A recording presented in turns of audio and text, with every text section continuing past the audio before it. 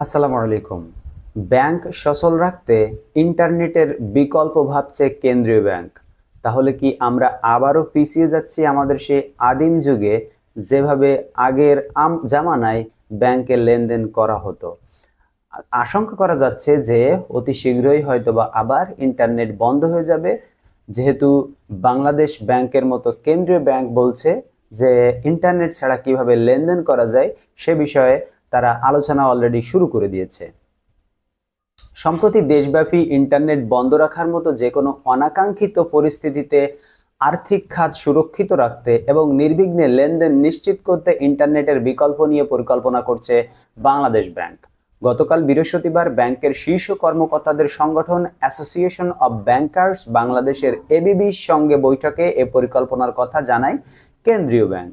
বাংলাদেশ ব্যাংকের গভর্নর আব্দুর রউফ তালুকদারের সভাপতিত্বে অনুষ্ঠিত বৈঠকে সেখানে ছিলেন Pubali Bank, City Bank, Jamuna Bank, Eastern Bank, Bank Asia, Islami Bank Bangladesh এবং মিউচুয়াল ট্রাস্ট ব্যাংকের ব্যবস্থাপনা পরিচালক ও নির্বাহী কর্মকর্তারা উপস্থিত ছিলেন। তারা কেন্দ্রীয় ব্যাংকে একটি সভা করেছে, যেখানে যতগুলো বেসরকারি ব্যাংক আছে সবগুলো বেসরকারি ব্যাংকের সিইও অর্থাৎ যারা পরিচালক এবং নির্বাহী কর্মকর্তারা সেখানে উপস্থিত ছিলেন, অর্থাৎ প্রধান ব্যক্তিরা সেখানে উপস্থিত ছিলেন। এবং বৈঠক শেষে এবিবি চেয়ারম্যান ও ব্র্যাক ব্যাংকের ব্যবস্থাপনা পরিচালক সেলিম আর এফ হোসেন সাংবাদিকদের বলেন, সাম্প্রতিক পরিস্থিতি থেকে আমরা অনেক কিছু শিখেছি।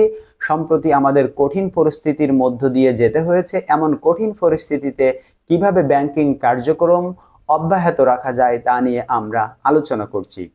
অর্থাৎ তারা বলতে চাচ্ছে যে সম্প্রতি যে 5 দিন ইন্টারনেট বন্ধ ছিল, তখন ব্যাংকিং কার্যক্রম অফ থাকায় তাদের অনেক কষ্ট হয়েছে তাদের এই কার্যক্রমগুলো করতে, এবং অনেক জায়গায় দেখা গেছে ব্যাংকে টাকাও ছিল না, এটিএম এ টাকা ছিল না, গ্রাহকের ভোগান্তি হয়েছে। তো সে ধরনের ভোগান্তি যেন না হয় সেজন্য তারা অফলাইনে অর্থাৎ অনলাইন ছাড়া কিভাবে ব্যাংকিং ব্যবস্থা সচল রাখা যায় সে বিষয়ে গতকালকে বৈঠক করেছে।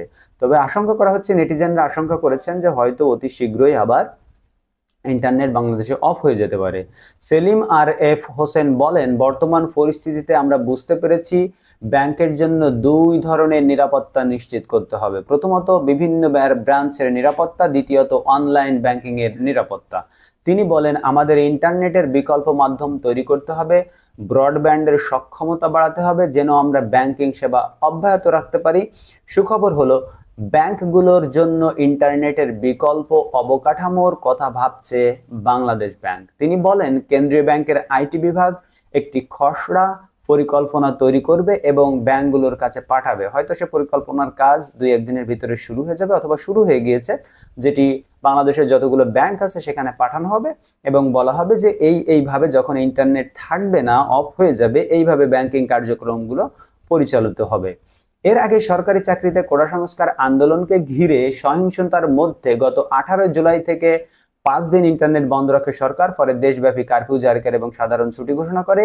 এই 5 দিন ইন্টারনেট বন্ধ রাখার কারণে ব্যাংকিং ক্ষেত্রে একটা ধস নেমে আসে, ব্যাংকিং বিপর্যয় ঘটে যাকে বলে। কারফিউ চলাকালে আপনারা সকলেই জানেন অনেক এটিএম বুথে বন্ধ রাখা হয় যেখানে টাকা ছিল না। এছাড়া অনেক ধরনের সিকিউরিটির জন্য এটিএম বুথগুলো বন্ধ রাখা হয়, যেহেতু সব জায়গায় আন্দোলন সহিংসতা ছড়িয়ে পড়েছিল। ব্যাংকাররা জানান তারা প্রবাসী আয় ও বৈদেশিক মুদ্রা বাজারের পরিস্থিতি নিয়েও আলোচনা করেছেন। বৈদেশিক মুদ্রার রিজার্ভ ক্রমাগত কমে যাওয়ার ব্যাংকগুলোকে প্রবাসী আয় সংগ্রহে মনোযোগী হতে বলেছেন বাংলাদেশ ব্যাংকের গভর্নর। অর্থাৎ বাংলাদেশ ব্যাংকের গভর্নর তাদেরকে আদেশ করেছেন যে আপনারা বৈদেশিক রেমিট্যান্স বাড়ানোর চেষ্টা করুন বিভিন্ন উপায়ে। অর্থাৎ বৈদেশিক রেমিট্যান্স কমে যাচ্ছে কেন? আপনারা সকলে জানেন এই জুলাই মাসে কিন্তু বাংলাদেশে রেমিট্যান্স প্রচুর পরিমাণ কমে গিয়েছে। বন্ধুরা, আবারও হয়ে যেতে পারে ইন্টারনেট অফ, আবারও বন্ধ করে দিতে পারে সরকার ইন্টারনেট। এই জন্যই বাংলাদেশ ব্যাংকের কেন্দ্রীয় ব্যাংকের এই ঘোষণা এবং এই সিদ্ধান্ত তারা নিয়েছে যে ইন্টারনেট না থাকলেও কিভাবে ব্যাংকিং কার্যক্রম পরিচালনা করা যেতে পারে। তো ইন্টারনেট কেন বন্ধ হবে, কেন বন্ধ হয়েছিল তারা সকলেই জানেন। হয়তো আবারও অচিরেই এই ইন্টারনেট বন্ধ হয়ে যেতে পারে। ধন্যবাদ ভিডিওটি দেখার জন্য। ভালো লাগলে একটি লাইক দিবেন, আমাদের চ্যানেলটি সাবস্ক্রাইব করে রাখতে পারেন পরবর্তী ভিডিও পাওয়ার জন্য।